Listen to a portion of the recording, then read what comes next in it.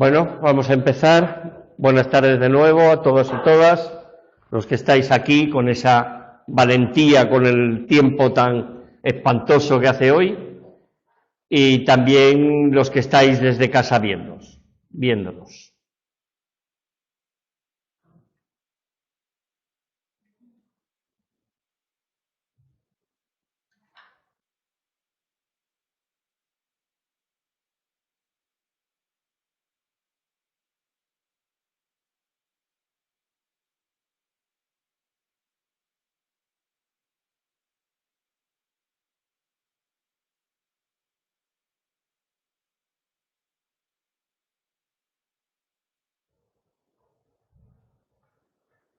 Bueno, la imagen no se ve,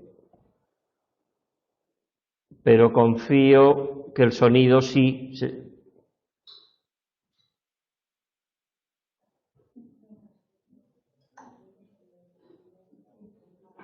Sonido sí. Bueno, pues nada, será con sonido.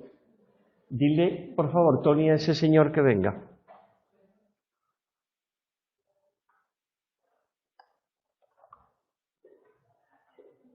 Gracias.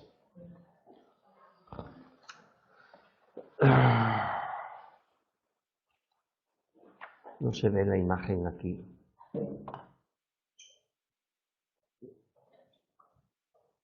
Ahora, muy bien, muchas gracias. Bueno, hemos recuperado también la imagen y ya teníamos sonido.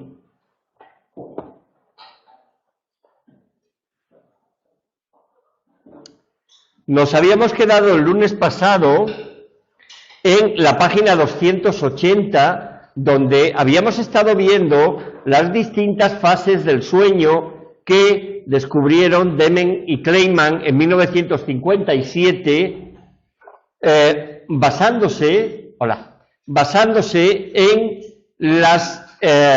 las distintas ondas cerebrales que los sujetos, sus cerebros,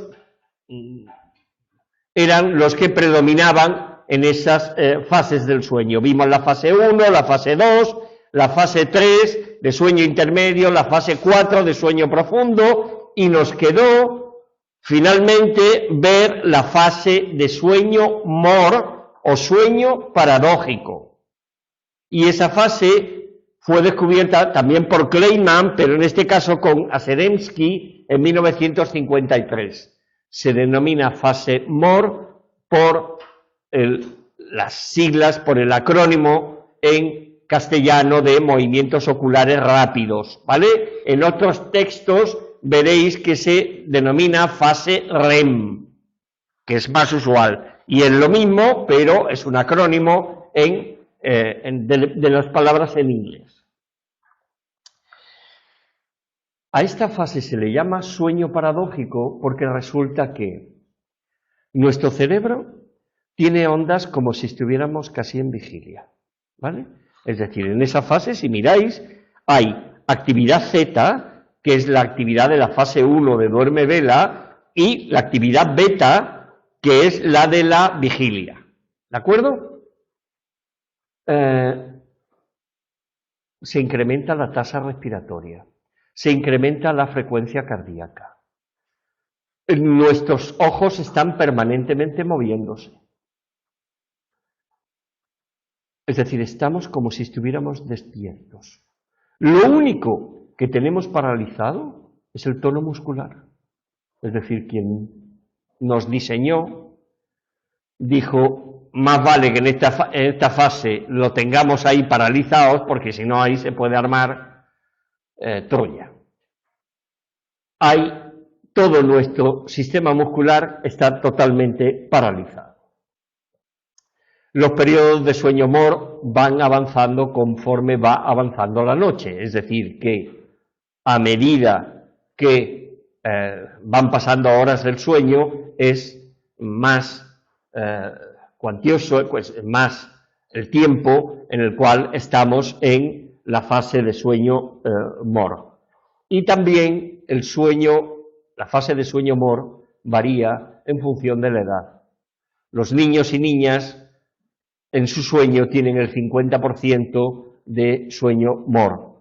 Los adultos un 25% y las personas mayores solamente un 15%. ¿De acuerdo? Una cosa que es importante que entendáis es que cuando se llega a la fase de sueño MOR,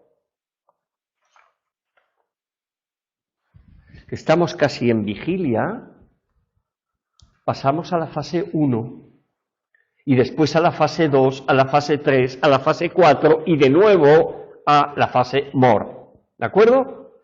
Y así al menos 3 veces durante la noche. Quiere decir que es un paso cíclico por todas las fases del sueño y además es un ciclo que se repite 3 o 4 veces. Esto es importante tomarlo en consideración. Mirad, por favor, la página 283, donde establece diferencias entre el sueño de ondas lentas, o sueño no MOR, y el sueño MOR. Los sueños de ondas lentas tienen como función principal la recuperación física y la recuperación a nivel celular de todo nuestro organismo, y es un tipo de sueño que disminuye conforme avanzamos de edad, vamos avanzando de edad, ¿vale?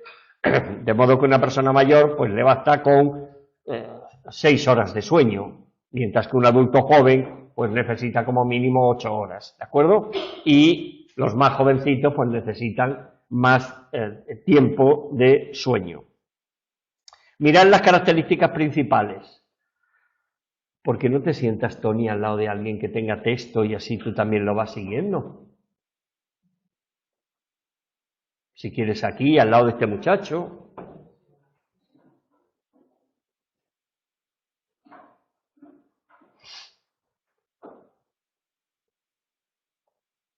Características principales de ese sueño: movimiento de los ojos nulos o lentos, sincronización del electroencefalograma, ¿vale?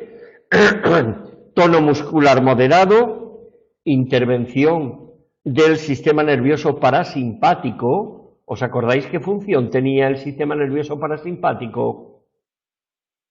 ¿Cuál? Conservar la energía. Lo que hace es conservar la energía. Y en ese sueño, en esa fase de sueño, se dan ensoñaciones ligadas al pensamiento racional y conceptual. Cuando soñamos cosas que tienen una cierta lógica dentro de nuestro entorno, y dices, caray, he soñado esto porque mira, ayer estuvimos hablando, y tiene una cierta lógica que se está dando en esas fases del sueño. Por el contrario, el sueño paradójico o sueño MOR tiene la función de la recuperación psíquica y emocional. Y hay un aspecto importante: esta fase de sueño MOR nos sirve para que descarguemos emocionalmente las tensiones que tenemos. Es decir, si nos hemos peleado con nuestro jefe, en el sueño le podemos decir de todo menos bonito o bonita, ¿vale? Y no pasa absolutamente nada, pues estamos soñando, nos hemos descargado emocionalmente y por la mañana pues tan frescos.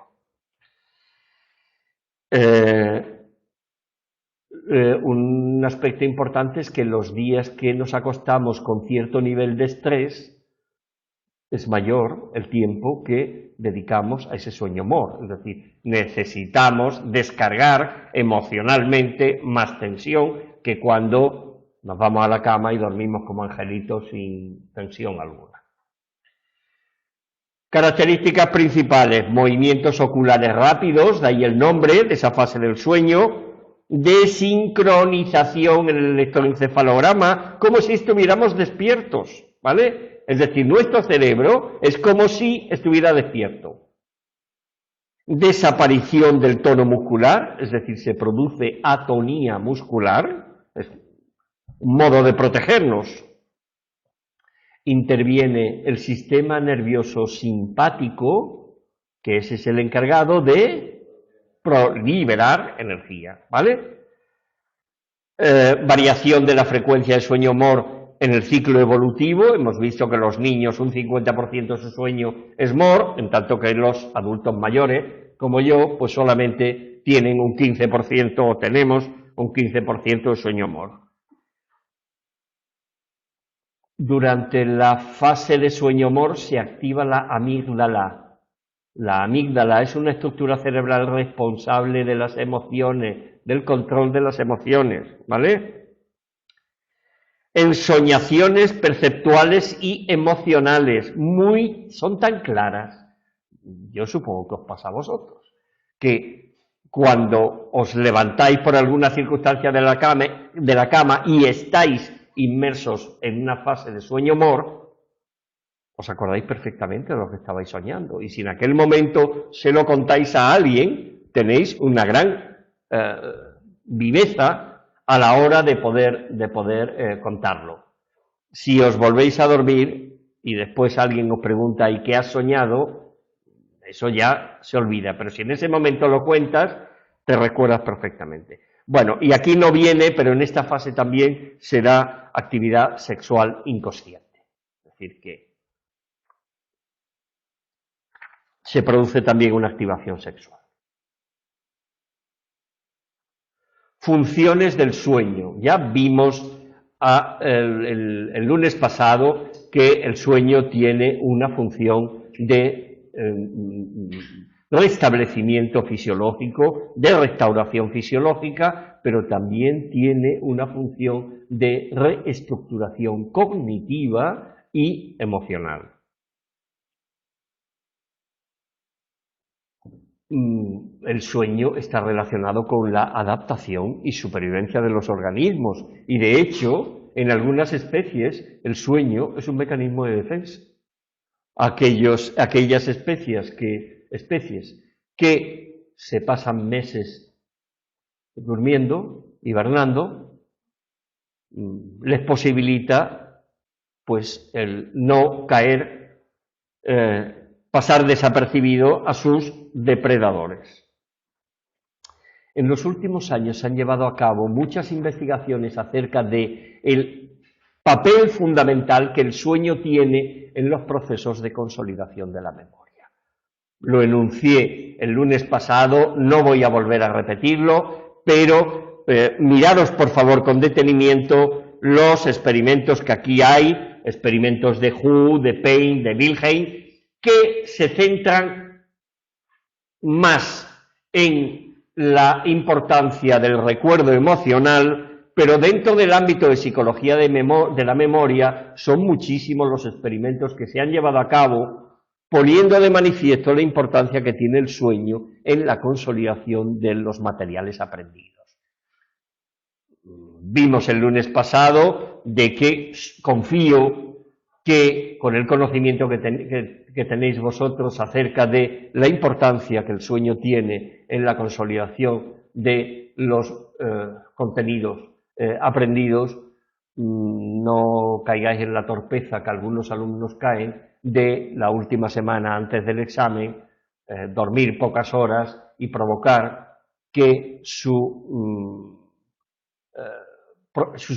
procesos cognitivos responsables del procesamiento de la información, su atención y su capacidad de razonamiento, pues están bastante cansados y bastante embotados, y son muchos los casos que a lo largo de los años se han visto de alumnos o alumnas que llegan al examen y se quedan totalmente en blanco porque no saben ni qué responder, y algunos o algunas en ese estado de desesperación, viendo que no son capaces de contestar respuestas, pueden llegar a sufrir pues ataques de pánico como consecuencia de la tensión que le acumula. Por tanto, hay que dormir, ¿de acuerdo? Y deberíais de hacer una reflexión sobre la importancia que tiene el dormir.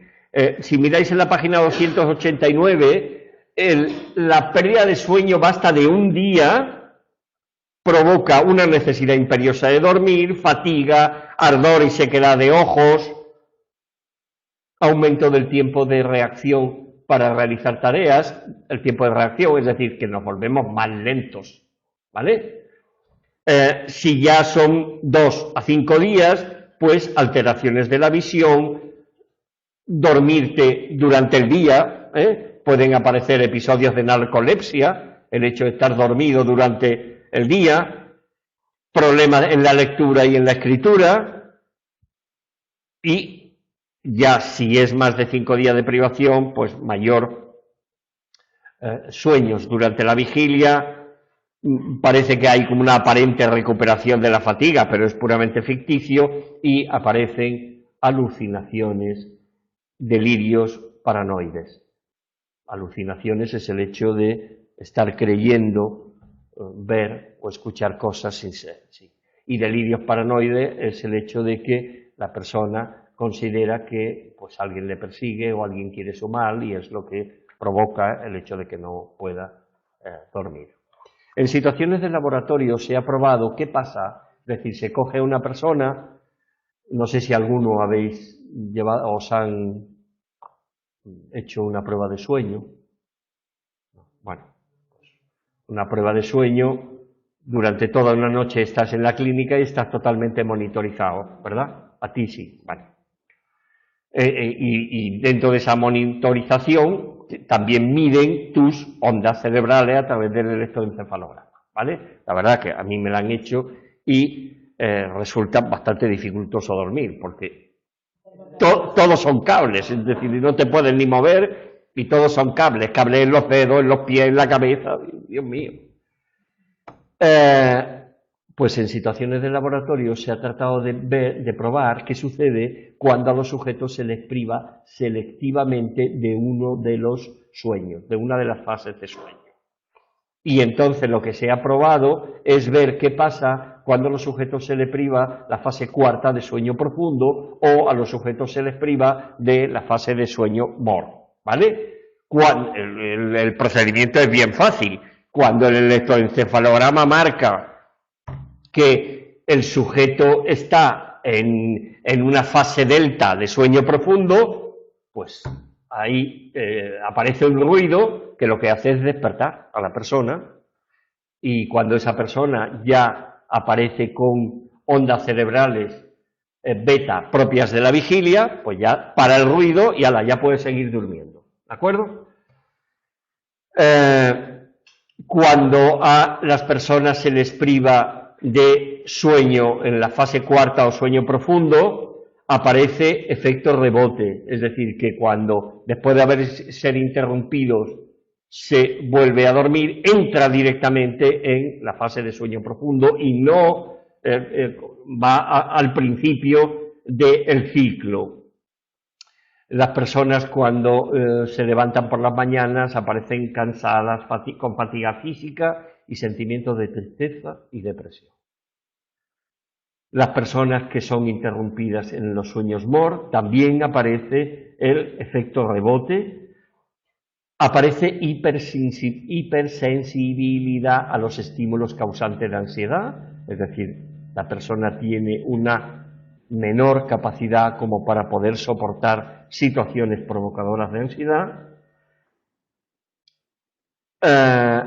y fundamentalmente aparecen dificultades de retención memorística, ¿vale? Si los sujetos se les priva de la fase MOR y se le pasa a una prueba de retención memorística, su actuación es peor que si no hubieran sido privados de esa fase MOR. Hay un autor en la página 291, que es Steve Gold, que dice que, ojo,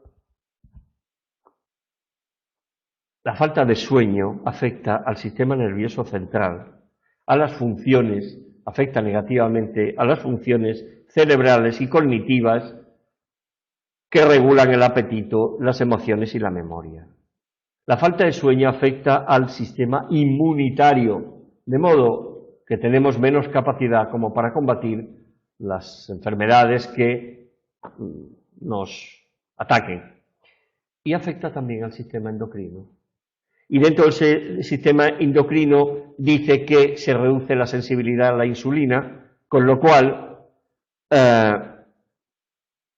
desaparecen algunas de las señales de saciedad. Y él concluye que quien no duerme lo suficiente corre el riesgo de terminar, además de muy cansado, de terminar enfermo, obeso, desmemoriado y deprimido. Cabe pensar que el panorama no es deseable para nadie y vamos a hacer todos un esfuerzo para dormir más y mejor, porque el tiempo de dormir no es negociable. No puede decir, es que yo tengo tantas cosas que hacer durante el día que voy a renunciar horas de sueño. No, es una mala opción. Vayamos a ver el último motivo primario, que es el sexo.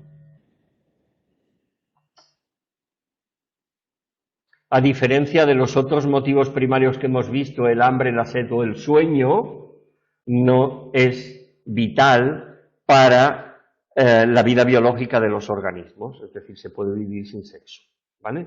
Y como consecuencia de ello, no está regulado por mecanismos homeostáticos, es decir, cuando hay falta de sexo, el organismo no emite señales diciendo es hora, sino que el sexo está regulado por otros factores. Hola. Sí tiene, que duda cabe, el sexo una función biológica fundamental y es la supervivencia de la especie. Es lo que hace que la especie perviva. En el texto no viene, pero yo supongo que eso lo habéis escuchado más veces. El estudio científico de la sexualidad se inició en el siglo XIX con el famoso informe Kinsey. El informe Kinsey describió la conducta sexual de 5.300 hombres y 6.000 mujeres en Estados Unidos. Y entonces estableció pues algunas pautas comunes de la sexualidad humana. Más modernamente,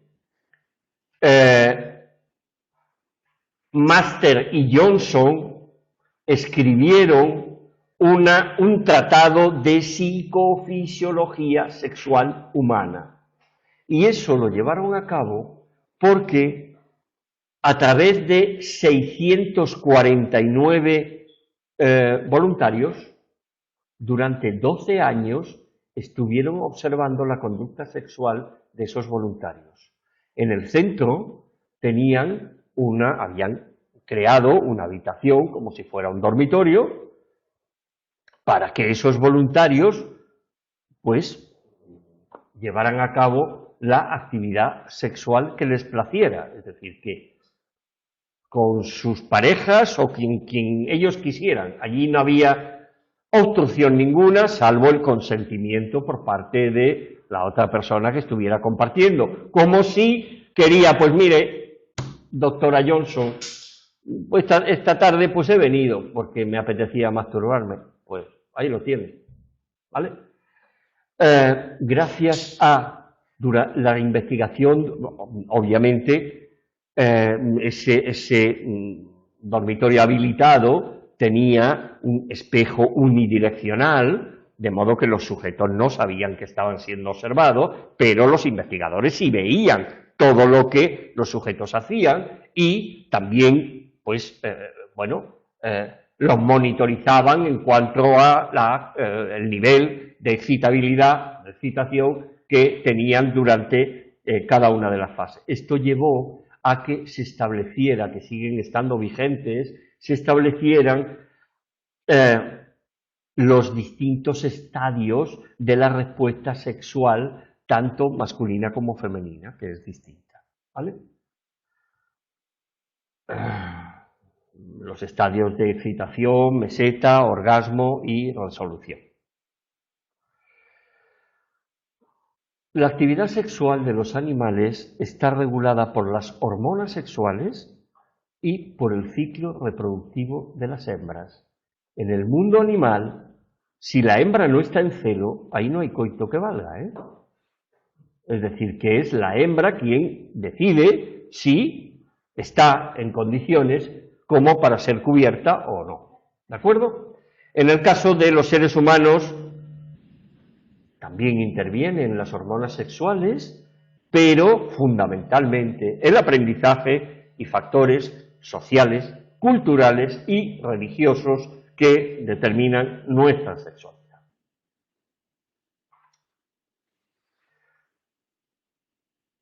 Las hormonas sexuales de los seres humanos están segregadas por los testículos y por los testículos en los varones y por los ovarios en las mujeres.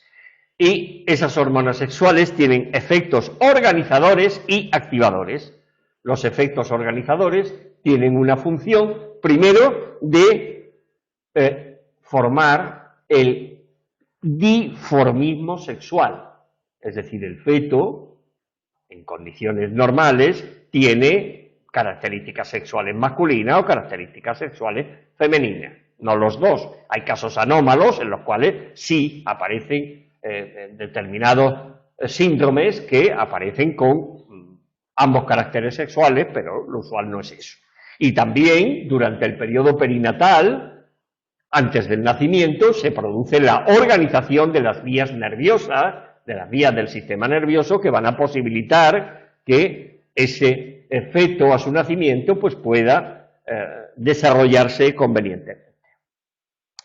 Y tienen también funciones activadoras del sistema nervioso, fundamentalmente de los lóbulos temporales y del hipotálamo,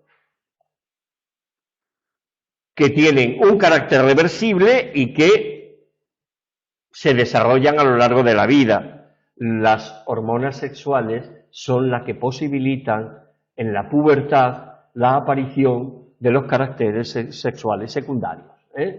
La aparición de vello, la modulación de voz en el caso de los varones, crecimiento de mamas por parte de las chicas, aumento de caderas, etcétera, etcétera. Los caracteres sexuales secundarios.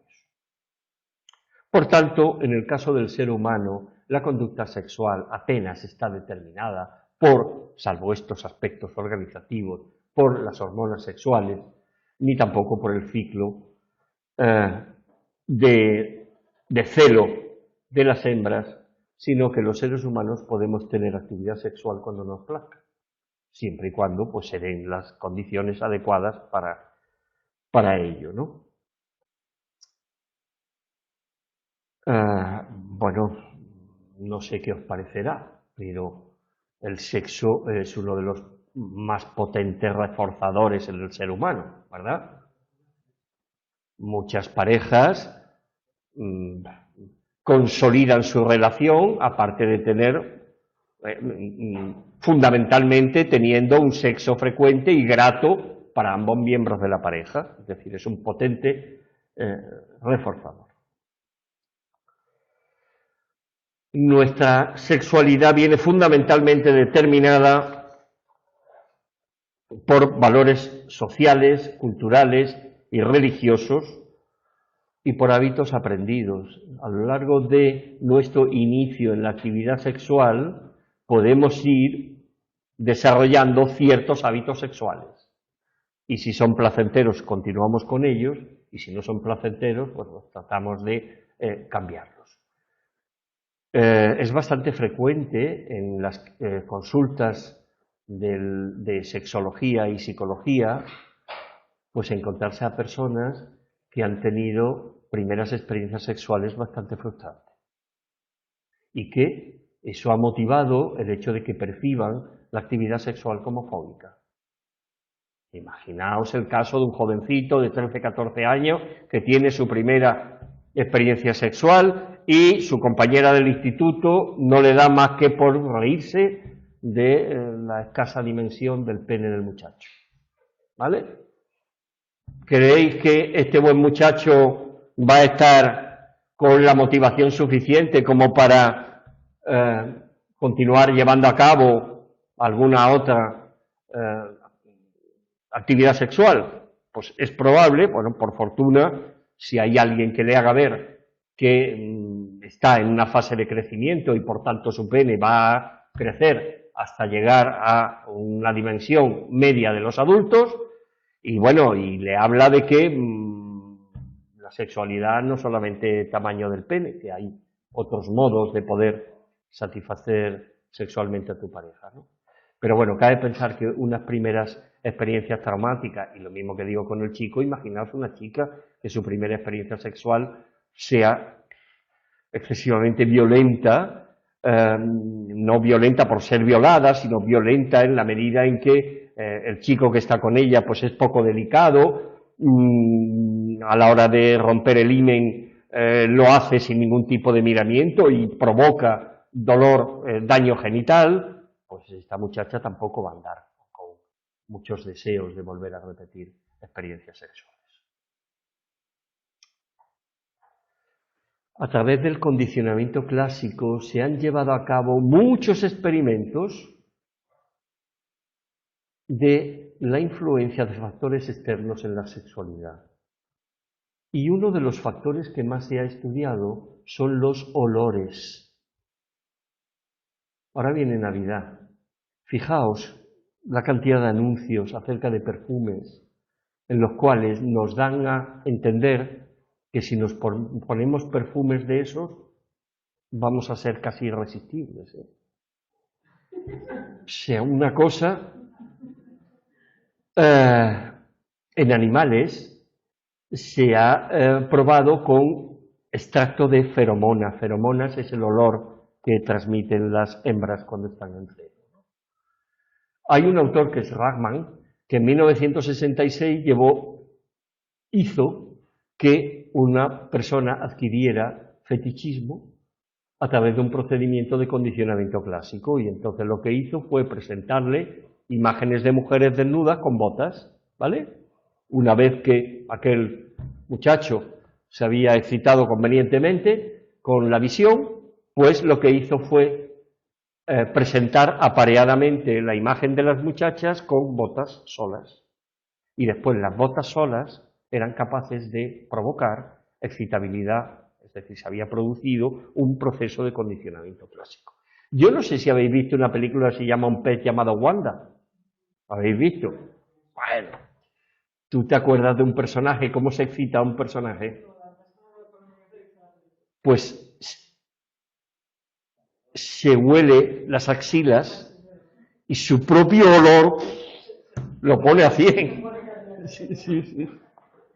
De modo que el olor para él es un potenciador de su capacidad sexual. Bueno, hay otro dentro de esa película que también se pone a 100 cuando la mujer le dice palabras en ruso.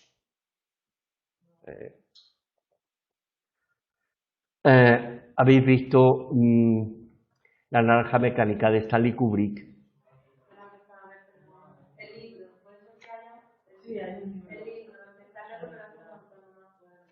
Bueno, pues hay un procedimiento de condicionamiento clásico. Es decir, vosotros que estáis estudiando psicología, podíais ver cómo a alguien tratan de presentarle situaciones aversivas, ligándolas con escena de sexo para que considere que el sexo, es decir, es aversivo y por tanto renuncie a esa actividad frenética que tiene para practicar sexo.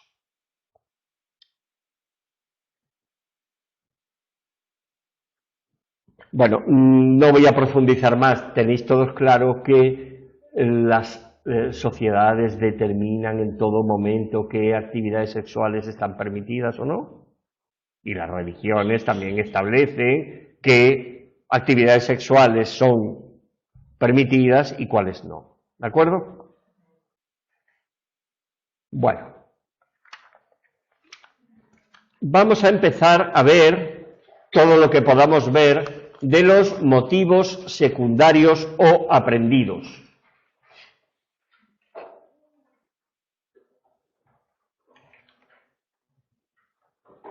Los motivos secundarios se caracterizan porque no tienen una base biológica, porque son aprendidos, porque están determinados social y culturalmente y porque inciden en el caso de los seres humanos, en los motivos primarios, ¿vale? Es decir, que los motivos secundarios hacen que los seres humanos le demos más importancia, predominen esos motivos secundarios sobre los motivos primarios. Si yo me he propuesto que voy a estar hora y media estudiando psicología de la motivación, ¿vale? Y tengo hambre, yo voy a ser capaz, vamos, yo, el estudiante o la estudiante, va a ser capaz de demorar la saciación de su hambre hasta que haya terminado el periodo. Y un motivo secundario va a tener mucha más fuerza motivacional que un motivo primario. Principales motivos secundarios. Murray, en 1938, desarrolló una teoría de la motivación humana y además creó un instrumento de medición de los motivos secundarios que denominó test de apercepción temática, TAT. Y dentro de esa teoría de la motivación, consideró que en los seres humanos había 20 necesidades básicas que nos inducían a comportarnos de una determinada forma. Y algunas de esas 20 necesidades básicas, pues eran la de logro, dominancia, agresión, altruismo, apego social, competencia, equidad, pertenencia grupal o identidad social, ¿vale? Hay más, esas son algunas. En este tema solamente se van a ver 3 motivaciones secundarias, las principales a juicio de Murray y a juicio de quien más investigó después de Murray los motivos secundarios, que fue McClelland, que son la motivación de logro, la motivación de poder y la motivación de afiliación. Para Murray, la motivación de logro era la principal motivación en el ser humano. Y el desarrollo de esa motivación se debe a las investigaciones llevadas a cabo por McClelland. McClelland estuvo 17 años investigando la motivación de logro y llevando a cabo estudios transculturales, estudios transreligiosos, viendo cómo el hecho de pertenecer a una determinada iglesia hacía que las personas tuvieran una mayor motivación de logro que no si eran pertenecientes a otra creencia religiosa, es decir, 17 años investigando, y gran parte de lo que conocemos de la motivación de logro se debe al esfuerzo que llevó a cabo McClelland. McClelland considera que la motivación de logro está en el origen de la evolución de la humanidad.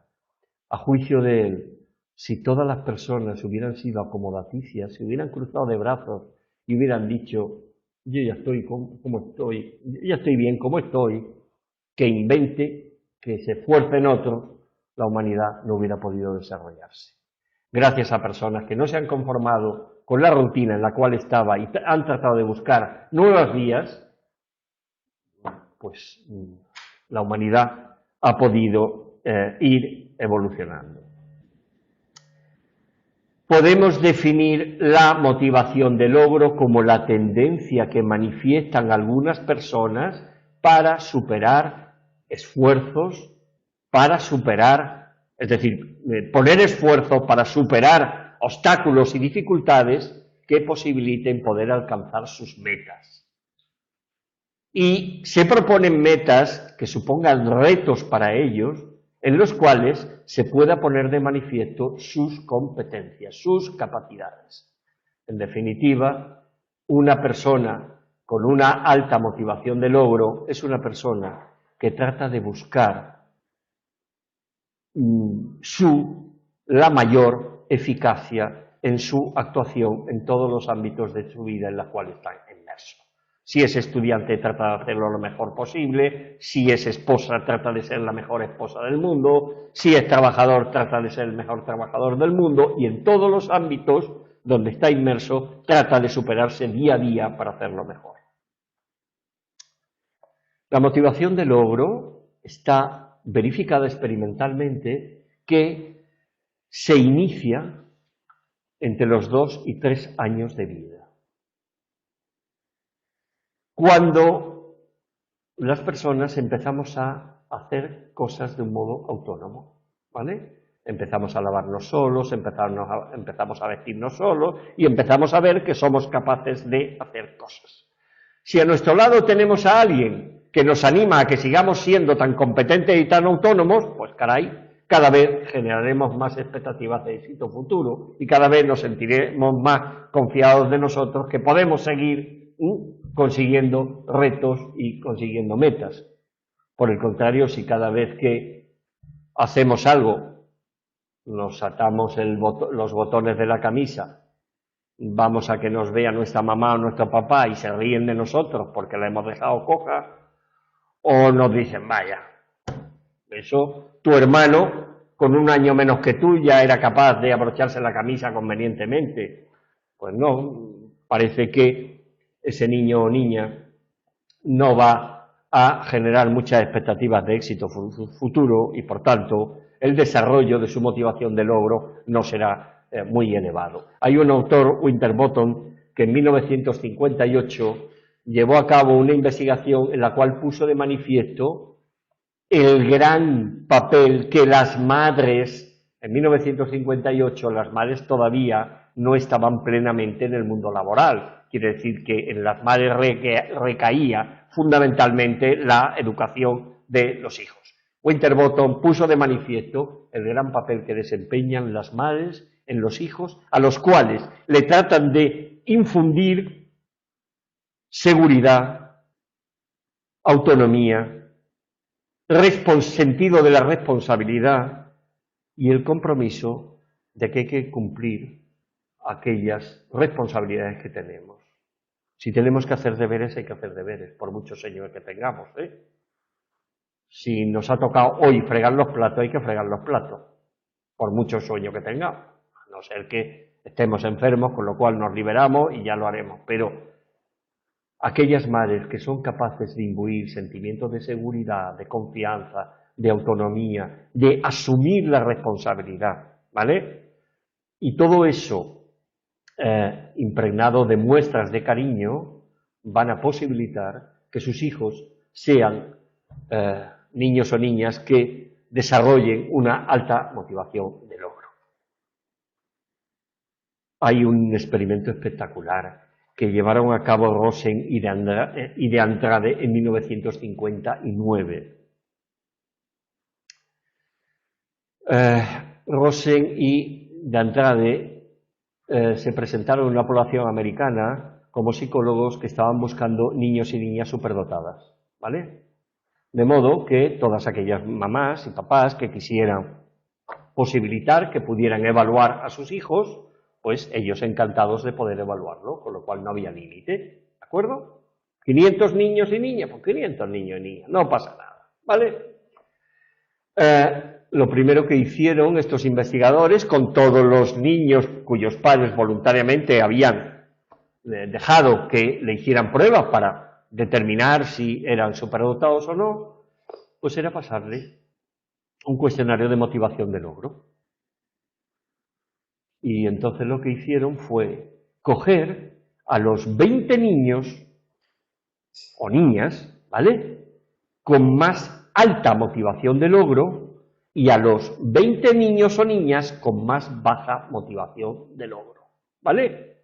A aquellos niños o niñas que tenían una puntuación media en motivación de logro fueron desechados por la investigación, ¿vale? Después a los padres se les explicó, no significaba que privarlos de la investigación significa que sus hijos no fueran inteligentes, ¿vale? Sino que iban a investigar otra cosa que ya se les explicó convenientemente.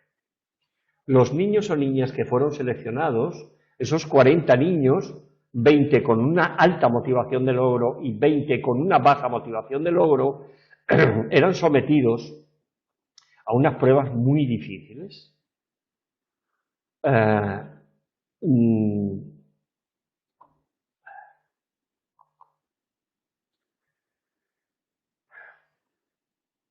no me sale ahora el nombre, es el fenómeno punta de la lengua en la cual aquellos puzzles, por ejemplo, era llevar a cabo un puzzle tridimensional, no bidimensional, sino tridimensional, con forma. Hacer que los niños o niñas con los ojos vendados tuvieran que ensartar una anilla a 2 metros de distancia en unos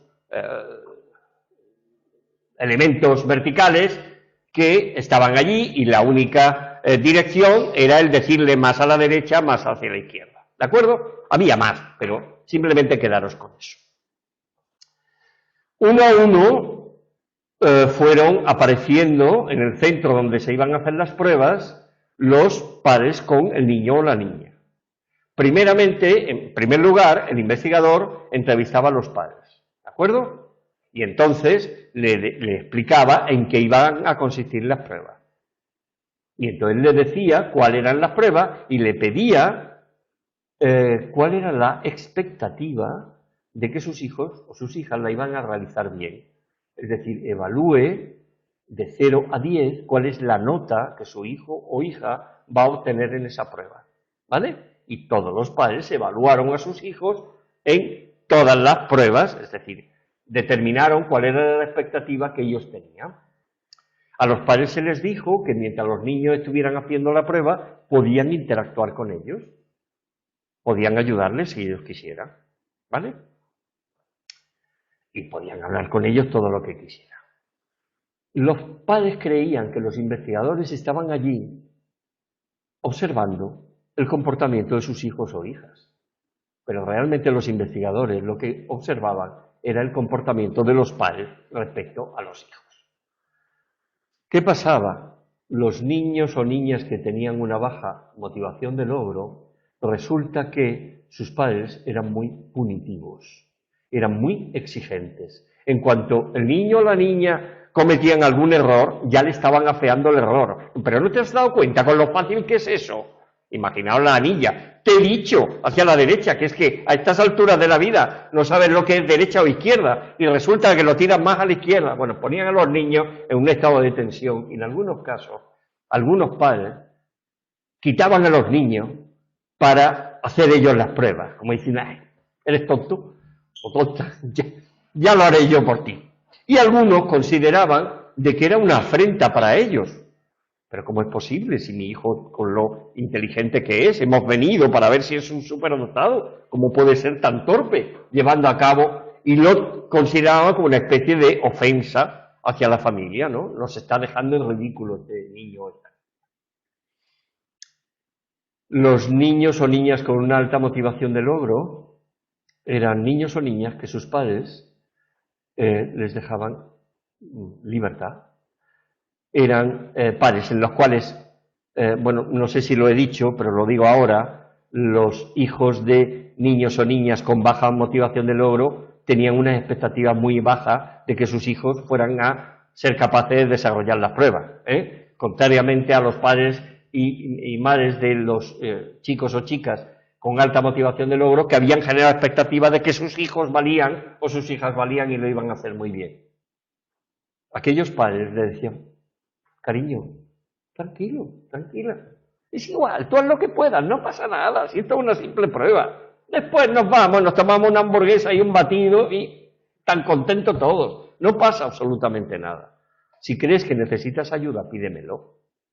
A la hora de los puzzles tridimensionales, si crees que necesitas, tú nos pides, y ahí nos pides ayuda y ahí estamos. Es decir, dejaban autonomía, generaban en los niños la percepción de que eran suficientemente competentes como para llevar a cabo aquellas pruebas. ¿De acuerdo? Ha habido otras investigaciones que han puesto de manifiesto el alto grado de influencia que tiene el estilo educativo de la familia en el surgimiento de la motivación de logro. Hay otros autores, Diener y Dweck, que consideraron la importancia que tiene en la aparición de la motivación de logro de las expectativas de éxito. si conforme lo que comentábamos antes, si desde que somos pequeñitos el entorno en el cual estamos nos anima de que vamos a ser capaces de hacer cosas exitosas, nuestras expectativas de éxito serán mayores que si nos están permanentemente poniendo de manifiesto el espanto que somos y la gran cantidad de fracaso que va a ser de nuestra vida. Yo no sé si conocéis a alguien de vuestro entorno, de tu hijo, así no vas a llegar absolutamente a nada, tú vas a ser un vago toda la vida, una vaga toda la vida, y tú, y ya generando expectativas de que vas a conseguir muy poquitas cosas. Aquí aparecen algunas características de los patrones de conducta que presentan las personas que tienen una alta motivación de logro. Buscan el triunfo activamente, evitan la acomodación, la rutina, lo que quieren es avanzar, no conformarse con lo que está. Se esfuerzan por vencer obstáculos, consideran que el éxito depende del esfuerzo, no del azar, son persistentes en conseguir las metas, asumen riesgos, pero no a lo tonto y a lo loco, sino siendo conscientes de sus capacidades, y prefieren actividades en las cuales tengan feedback de su actuación. Es decir, que yo necesito saber si lo estoy haciendo bien o lo estoy haciendo mal, para que los errores no sean tomados como indicadores de fracaso, sino los errores son oportunidades de éxito futuro. Estos errores me van a servir para modificar aquello que me ha llevado a equivocarme y en el futuro no volver a cometer esos errores. Bueno, yo deseo que los que estáis aquí y los que también de casa nos estáis viendo, toméis conciencia de la importancia que es la motivación de logro y que yo, por desgracia, todavía sigue habiendo personas relativamente jóvenes que se conforman, bueno, yo ahora estaré 6 meses en el paro, después ya miraré para en marzo o abril colocarme en algún sitio, ganaré unos dinerillos y después, y todo su afán de futuro, pues no es más que ir trampeando la vida sin expectativas de hacer o llevar a cabo o de alcanzar metas mucho más importantes que no la de la mera supervivencia. Por tanto, deseo que vosotros os imbuáis de ese espíritu de la importancia de la motivación de logro en la vida de las personas. El siguiente motivo es la motivación de poder.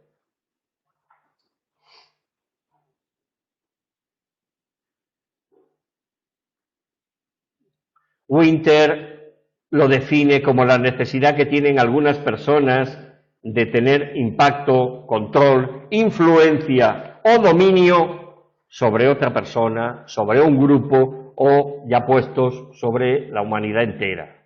¿Vale? McClellan distinguió 2 acepciones de la motivación de poder. Una que denominó poder personal, como necesidad que tienen algunas personas de dominar a otras, de sentirse superiores a otras, ¿vale? Y otra acepción que era el poder social, que es la tendencia que tienen algunas personas de convertirse en líderes para unificar voluntades con otras personas y hacer que mejoren las condiciones de vida en las cuales están inmersos. Bueno, un político puede, alguno, decidir hacer política porque lo que quiere es tener poder, y puede haber otros políticos, que seguro que los hay, cuya meta es tratar de mejorar las condiciones de vida de las personas a las cuales representan en el Parlamento o en el Senado.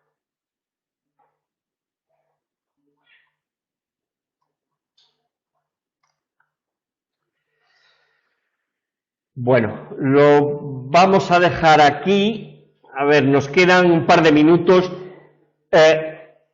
algunas de las características, algunos de los patrones de personalidad que caracterizan a las personas con una alta motivación de poder. Tienden a participar activamente en grupos, sin embargo, como son tan críticos con los demás, no tienen mucho éxito social, la gente huye de ellos, porque este no hace más que criticar. Suelen elegir profesiones en las cuales se haga patente el poder tener control sobre los demás. Hacen ostentación de símbolos de poder, grandes coches, relojes, que se note que yo soy poderoso. A la hora de contar experiencias, exageran la importancia y la implicación que ellos han tenido en determinadas situaciones. Es decir, que 4 personas van a un sitio y sucede algo, y el que tiene motivación de poder cuenta como si el héroe hubiera sido él, y los 3 amigos se le quedan mirando como diciendo, pero si no abrió ni la boca, qué héroe, ¿no? Pero hay una ostentación de el protagonismo. Manifiestan cierta tendencia a la agresividad con personas de su entorno. Suelen elegir como amigos a personas poco dominantes, es decir, personas dependientes, y escogen como esposos o esposas a parejas que tengan pocas aspiraciones culturales, pocas aspiraciones económicas, es decir, no quieren a alguien que les pueda hacer sombra. Y una cosa realmente curiosa que la investigación ha puesto de manifiesto es que las personas que tienen una alta motivación de poder tienen una mayor activación del sistema nervioso simpático, con lo cual son muy propensos a tener problemas cardiovasculares en situaciones de tensión, porque está muy activado el sistema nervioso simpático. Mientras que en la motivación de logro está verificado experimentalmente la influencia que tiene el ambiente educativo donde se forma el niño o la niña, en la generación de esa motivación, en la motivación de poder, los resultados son dispares. Porque hay padres con mucha motivación de poder, muy punitivos, cuyos hijos pueden imitarlos. Pero también hay hijos o hijas que, viendo que no son capaces de alcanzar los estándares del padre, generan sentimientos de inutilidad personal. Por tanto, el hecho de tener padres con una alta motivación de poder no garantiza que los hijos también vayan a tener una alta motivación de poder, porque se puede dar el caso inverso. Sensaciones de inutilidad personal. ¿De acuerdo? Pues venga, 5 minutos de descanso y seguimos con fundamentos de investigación.